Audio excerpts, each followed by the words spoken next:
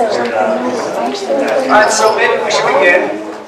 Thank you for showing up on this beautiful day. This is the first CURA Housing Forum of the academic year. We hope to have some more. We will be today presenting some preliminary findings of a study that we're doing on gentrification in Minneapolis and St. Paul. And so this is a research project that is in progress, and we'll tell you sort of exactly how far along we are on these things. But my name is Ed Getz. I'm the director of CURA and involved in the study. I'll say a few things at the beginning and then hand it over to Tony Damiano, who also worked on the project, did a lot of the quantitative analysis of census tracts.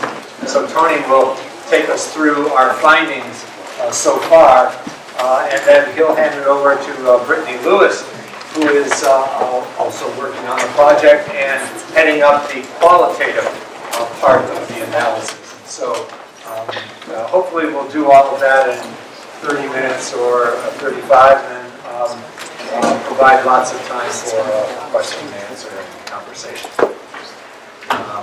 All right, so before we begin,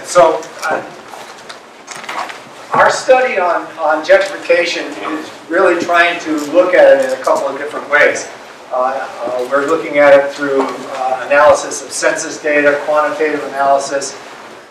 Looking at our study is what's happened since 2000, 2000 to 2014 to be specific.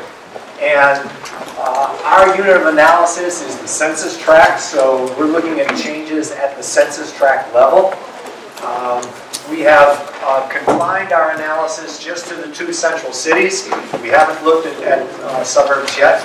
I don't know that we've decided that we will. I think the Met Council is thinking of doing such work, and so maybe we'll leave that to them. And this is important, and Tony will describe this more fully, but we haven't created and utilized our own definition of gentrification. Gentrification is a topic that is really quite contested, and there are all sorts of different definitions. What we've done is use three widely recognized and well-respected indices of gentrification that were created by scholars across the country, and what we've done is use their index and apply it to the current conditions in the Twin Cities. So Tony will give you the details of that. And what we wanted to do as well then is to match what we were seeing with the census and the ACS data with the perceptions of people who are working in the neighborhoods. And so we have combined, we're gearing up and in the middle, frankly, of qualitative research, interviews with folks working in the communities and living in the communities to ask them what they're seeing in their neighborhoods. And hopefully, at the end, we'll be able to sort of say something about how the perceptions of people in the neighborhoods do or do not match the kinds of census changes that we're seeing in those neighborhoods. And if they don't, why don't they, etc. So that's one of the ultimate aims, but I will leave more of that to Brittany to describe. So I want to begin, I'll talk a little bit about some preliminary work we've done trying to assess the level of affordability in Minneapolis and St. Paul. And frankly, we're only providing the findings from Minneapolis today. But what you see up on the screen right now is a map of Minneapolis, and the green shaded areas are areas where the household with the median income can afford the rent, the median rent. All right, so this is among renter households who are white and non-Hispanic or Latino. And this is the year 2000. So in the year 2000, most of the city of Minneapolis was affordable to white households at the median income. Right? They could afford, in all of these green neighborhoods, the median priced rent. Right? And there were a few places where that was not the case, but by and large, that's a pretty good map. This is the map in 2014. So you can see a much more patchwork pattern of affordability. Again, the green being those places where the renter, the white renter with the median income can afford the median rent. And you see what we're calling this phenomenon is the shrinking city. All right, that is that persons right at the median are now finding fewer neighborhoods to look at in terms of finding affordable housing. And it's shrinking for whites and non-Hispanics, but one additional comparison we would like to make is what is it for other racial or ethnic groups? So this is the map in 2000 for Hispanics and Latinos in the city. It's essentially identical to the map for whites, but this is the map for African Americans. African American renters in the city 16 years ago only had a handful of neighborhoods where the African American at the median income could afford the rent at the median income. So there was a significant issue of housing affordability within the African American community even 16 years ago, and certainly much more dramatic than for the other two groups that we looked at. And the next question is, what does that look like today? And these are the maps today. And again, giving you a sense of the shrinking city. For Latinos, Hispanics, their affordability is now confined to really the near south and the near north sides of the city. If you're African American, there's not a single neighborhood in the city where the median renter can afford the median rent. The city has disappeared for African Americans in terms of affordability over this time period. Here is the same maps using a slightly different standard. So the lighter green are those neighborhoods where a household with the median income can afford at least 25% of the rentals in the neighborhood. So again, this is a lower level of affordability. It's not 50% of the rentals, it's only 25%. The map looks, it fills out a little bit for the groups, but again, the basic pattern is the same. Levels of affordability reducing dramatically for all groups over this period of time, regardless of the state. So as I've noted, this is the data for rental housing. And by the way, this dynamic occurs, of course, affordability is the relationship between income and rents. And so it can happen for any number of reasons. It can happen because rents are increasing faster than income. It can happen because incomes are stagnant. It can happen because incomes are declining. We'll get into that in a minute. Here are the same 6 maps for ownership housing. So here, the disappearing phenomenon isn't so great. That is, there isn't such a significant and dramatic difference between the affordability levels in 2000 and what we currently have. Again, the analysis here is the homeowner households at the median, and can they afford homes for the median sales price.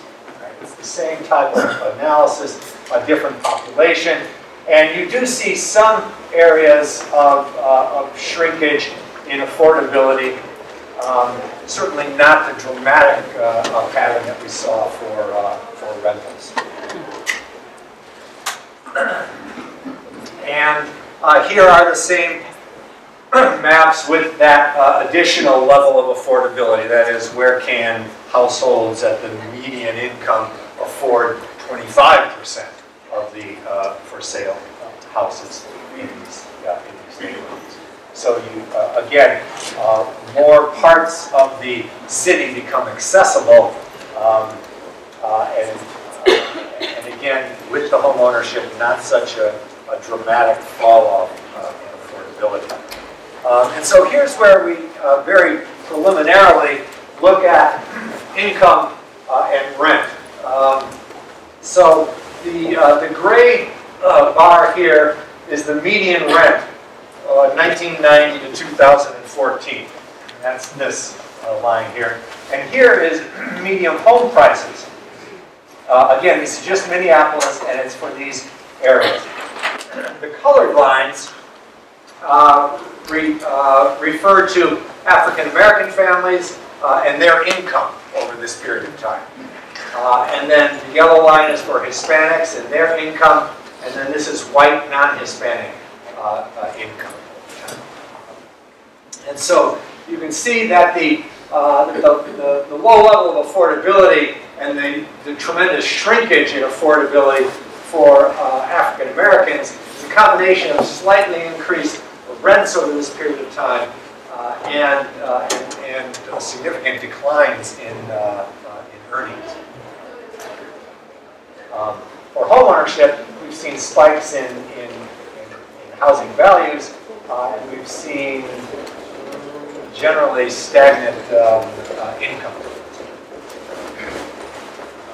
This is all prelude then to the direct study of gentrification that we did. And so I'm going to introduce Tony Damiano, who will then take us through the next set of slides and describe our findings.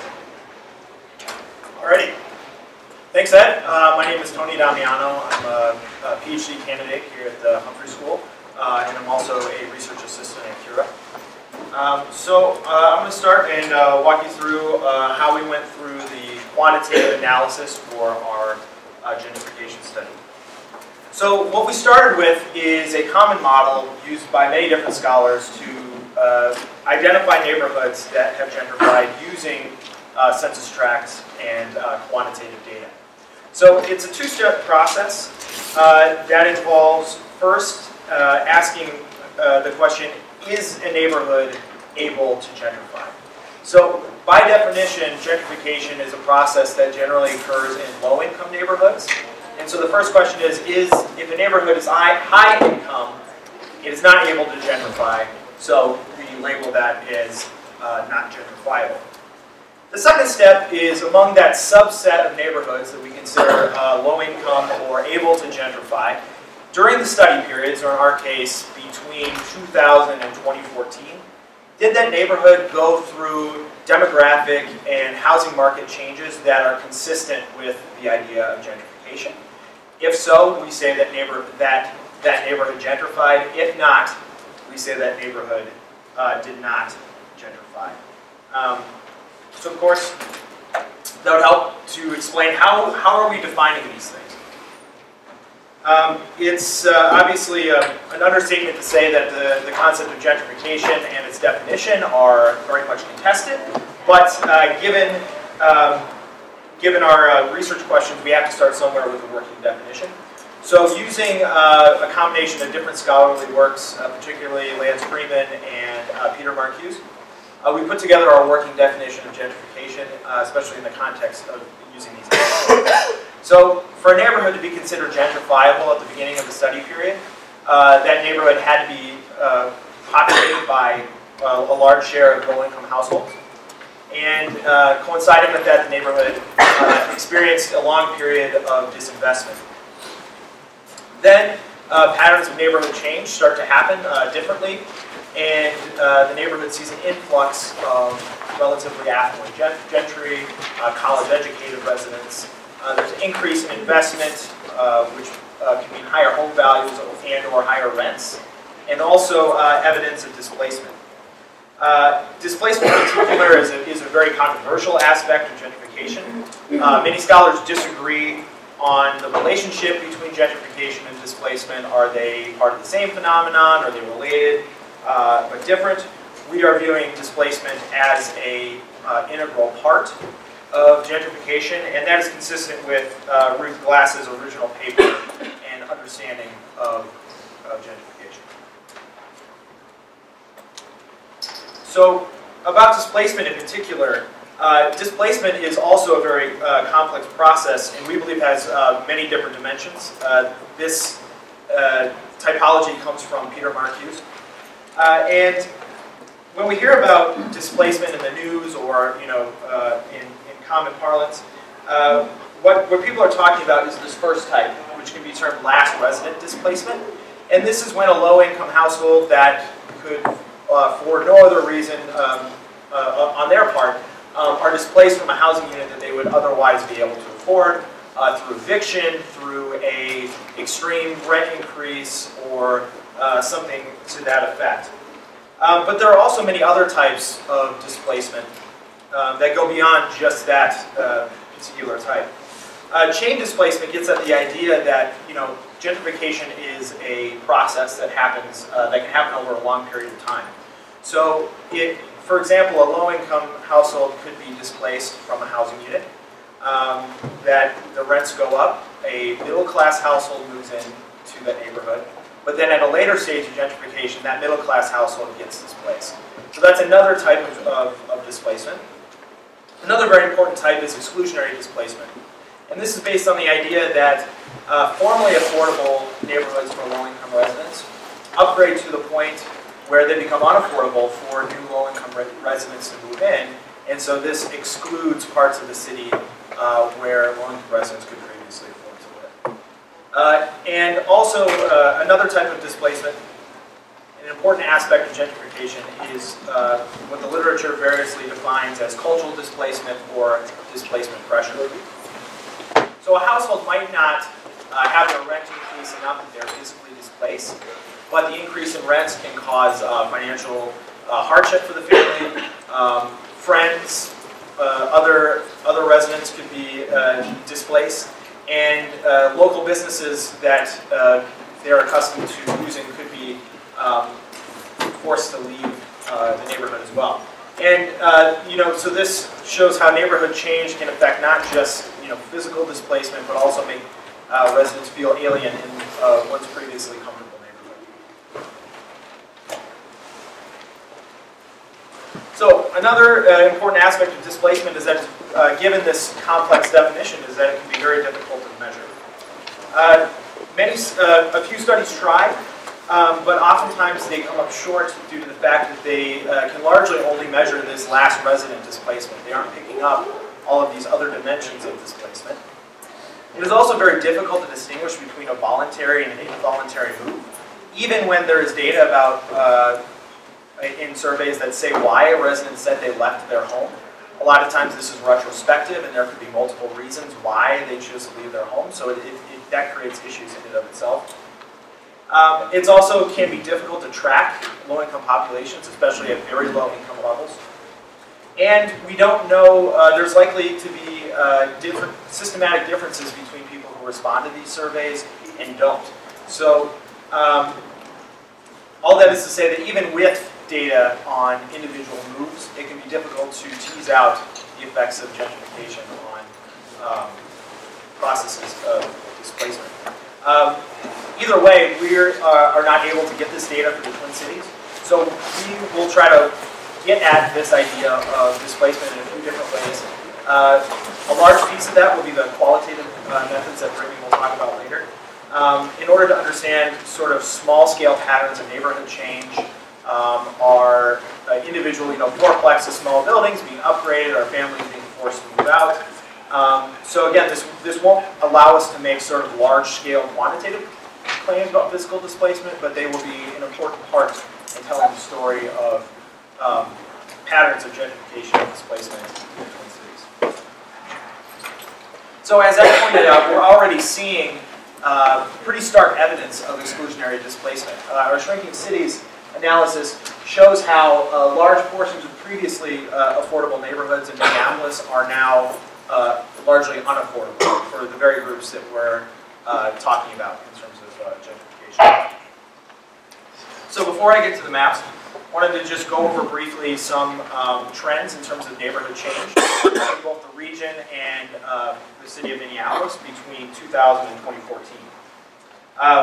I use Minneapolis here as a reference, but St. Paul showed a similar patterns of neighborhood change, just not quite as extreme as Minneapolis during this time period. So one thing I wanted to point out in particular is differences in terms of changing housing costs. The region as a whole during this time period saw housing prices rise by about 9%. In Minneapolis, it was significantly higher, almost 28%. Similar with rent, we're seeing much higher rent increases in the city of Minneapolis compared to the region as a whole. Another divergent pattern we're seeing is a higher share of college-educated population choosing to live in Minneapolis as opposed to the region as a whole. So this brings us to just a brief summary on the different choices we had to make during our quantitative analysis. First, we had to pick out the indices that we wanted to use. We chose land agreements from Columbia, Lee Ding from the Philadelphia Federal Reserve, and Lee Ding from the state. Another thing to consider when we talk about gentrification and neighborhood change is scale. Because when we talk about change, we're almost always talking about it relative to something else. How big of a change, how big of an increase in rents, how big of an increase in college-educated population reaches the threshold to be considered gentrification. So there's two main choices, and these indices use, some use regional, some use city as a reference geography. We decided to use city as the choice of our reference geography for a couple reasons. First, the neighborhoods that come out as being considered gentrifiable tend to match intuition about incomes that we consider low income in Minneapolis and St. Paul. And it's generally more conservative, is that since incomes are generally lower in the city of Minneapolis, it defines fewer neighborhoods as able to gentrify and as having gentrified.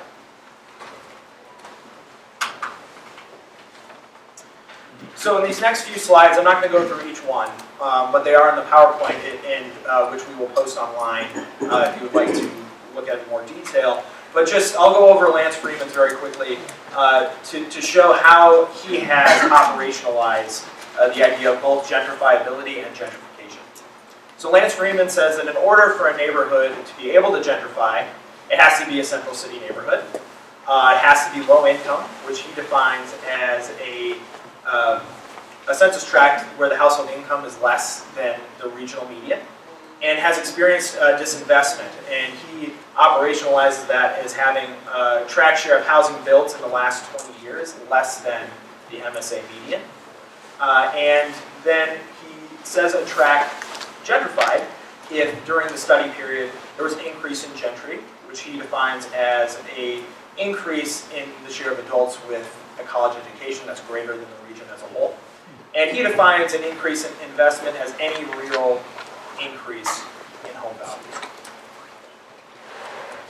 So Ding has a slightly different definition, only says that the tract had to be low income relative to the city, and also, importantly, includes both a tract median rent increase and median home value increase. And it can't just be an absolute increase, it has to be greater than the city as a whole. Bates has a much more complex methodology that focuses both on vulnerable populations, defined as census tracts that are high renter, high share of people of color, low percentage with college degrees, and generally low income, and also typologizes the housing market in various different ways. So what she comes up with is a more complex typology that looks at vulnerable populations, demographic change, and the types of the housing market in the area. I won't go through each one, but for our purposes, we said if the neighborhood was typologized as dynamic or late, we consider that to meet the threshold of gentrification.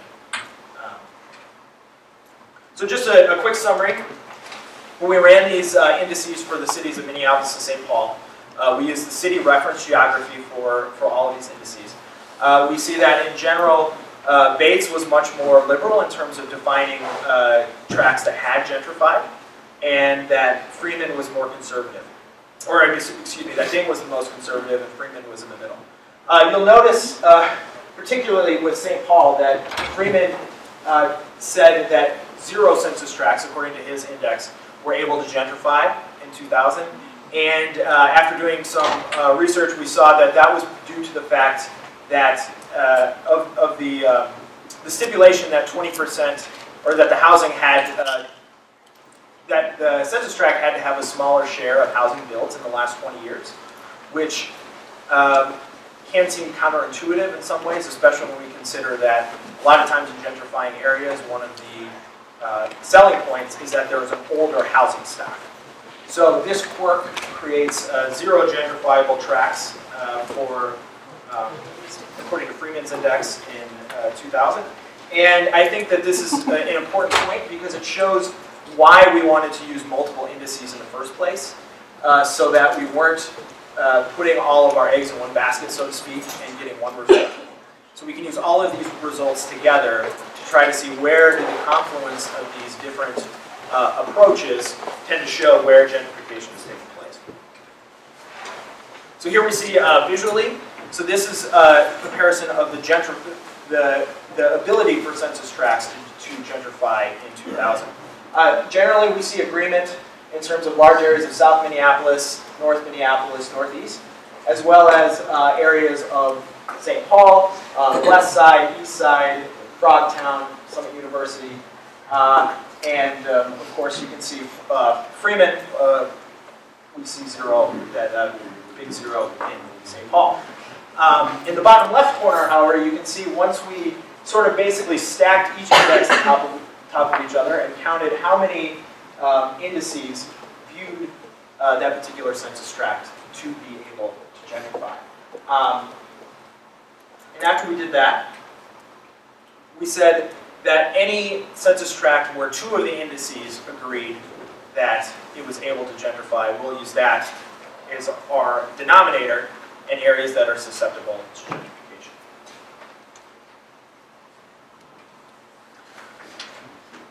So now we move to talking about which areas of that subset here did gentrify during the study period. So, as I mentioned previously, Bates was the most liberal in terms of defining tracts that had gentrified. Ding was a little more conservative, and Freeman somewhere in the middle. And we also performed the same meta-analysis where we stacked all of these maps on top of each other to see where the confluence of these indices agree. So here's a simplified version of the previous analysis.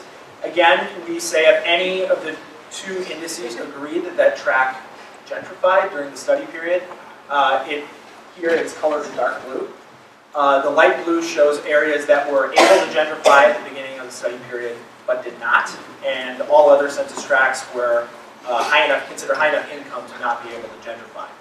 So what we find is about 35%, over a third of the low-income census tracts in Minneapolis showed signs of gentrification, and in St. Paul, it was about a quarter of census tracts. So one thing that jumped out at us right away was that many of the tracts that did gentrify are located along, close to downtown, are close to large public investments like light rail lines, and other large public amenities like Theodore Wirth Park and the Midtown Greenway.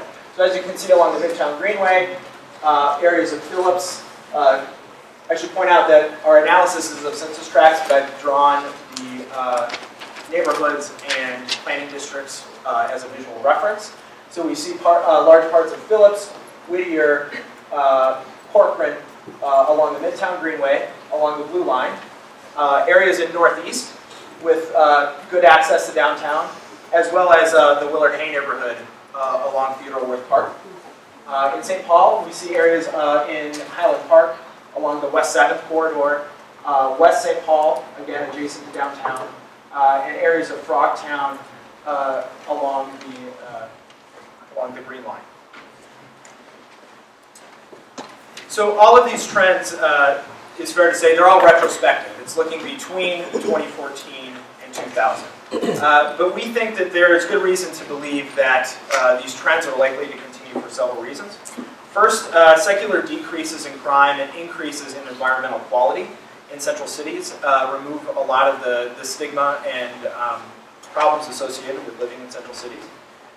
Changing preferences of young, highly educated workers who want to live a more urban lifestyle, close to amenities, and things like that. Also, increasing more high-wage jobs moving to central cities. It seems like almost every week we hear about a new corporation moving their corporate headquarters back to St. Paul or Minneapolis, which will increase demand for housing in the central cities. Coupled with increased commute times from suburbs to central cities. Even with large investment in transit, there is not much evidence that 494 is all of a sudden going to stop being completely crowded at 5 o'clock every day. And so that leaves residents with a choice of whether they would sit in traffic or do they take advantage of living close to where they work somewhere in Minneapolis and St. Paul. Similarly, again, large public investments, including more light rail, potential for streetcar on Nicollet Avenue, the soccer stadium in St. Paul, as well as other potential public infrastructure.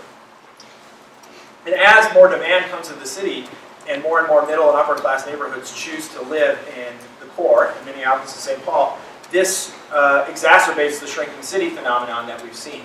As middle class neighborhoods, places that were affordable to middle class people, maybe like Longfellow or parts of South Minneapolis, start to become unaffordable, that's going to put more and more price pressure on places like Powderhorn and lower income neighborhoods in Minneapolis. And so it sort of has the potential to become a self-perpetuating trend as affordability continues to worsen. So now I'm going to turn this over to Dr. Brittany Lewis, who is a research associate at CURA, and she's going to talk about how this work was interplaying with her qualitative analysis.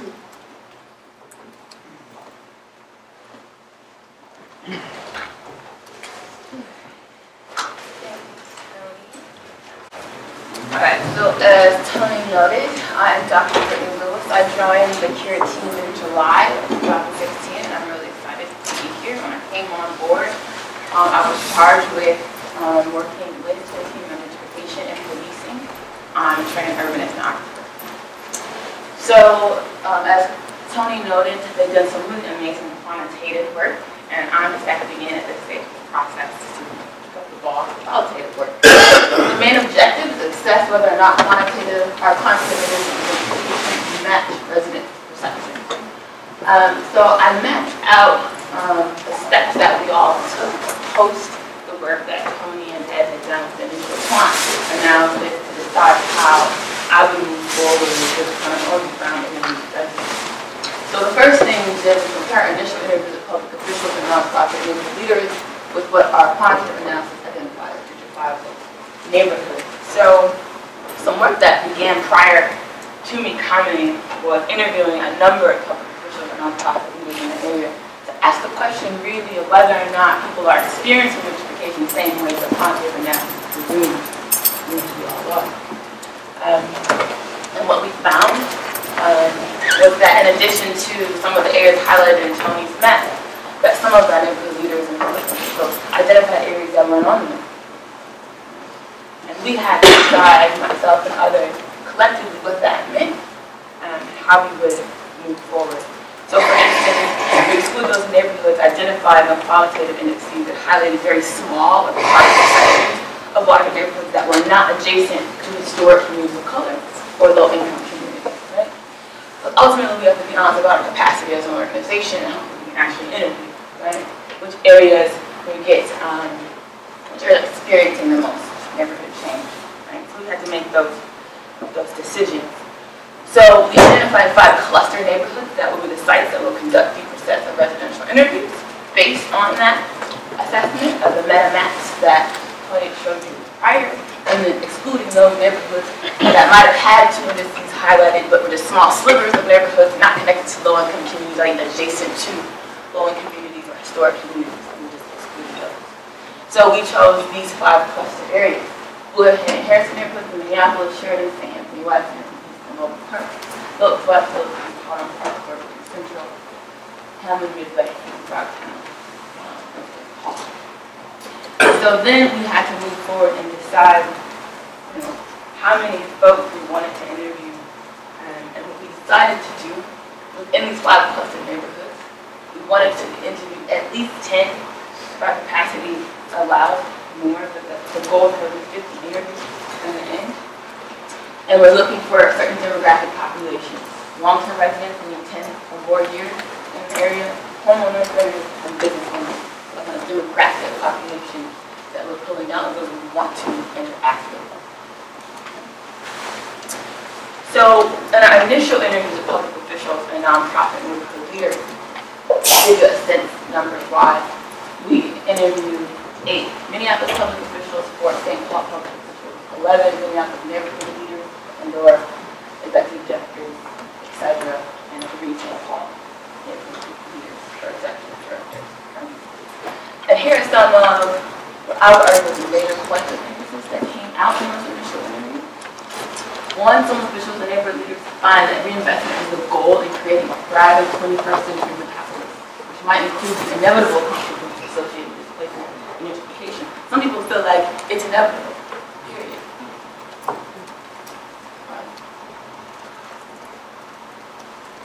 That's a sentiment of many folks. Interview planners, city council members, those being from major housing agencies.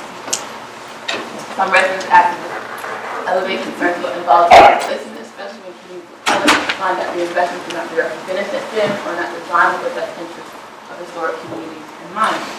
I think what many resident-based leaders point our attention to is this idea of inclusive growth, and whether or not that's happening, or whether or not that's a model the city or state are using when they're talking about shifting faith and place. Local residents also highlighted this idea that involuntary displacement is also cultural and social, and we talked about this a bit before. I think it's really important. I think it's an aspect of the qualitative analysis that I'm very much excited about. Gentrification and almost always are already connected to displacement and or physical displacement, but we have a really hard time stepping outside of that framework.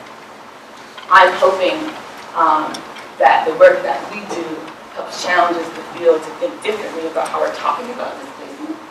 And how people are experiencing it matters just as much as these quantitative indices. And for some people, numbers are things that matter more. I would argue people's story is just as important, which is why I'm very excited about the work I'll do here with CURA.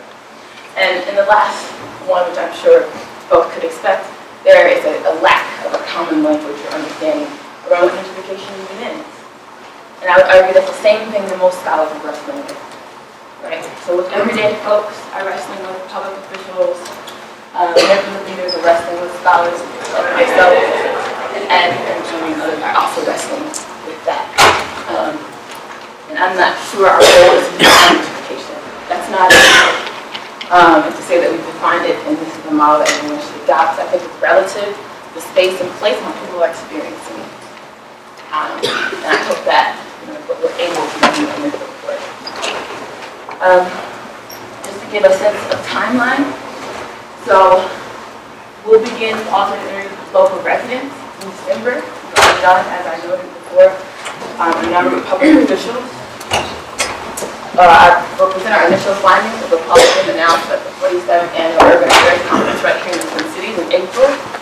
And I'm projecting in July of 2017 that we have finished all transcriptions and interviews and our collective analysis, quantitative and qualitative. We're pushing for it. See what happens. Okay. Hold me accountable for me email. I'll let you know. But I'm really excited about the project. I'm also really excited about the mixed methodological approach. I think mixed methods is the best way to pursue and engage in research, and I think we'll often do it. All right, very good. Thank you. you. That's the first time I've heard of our deadline.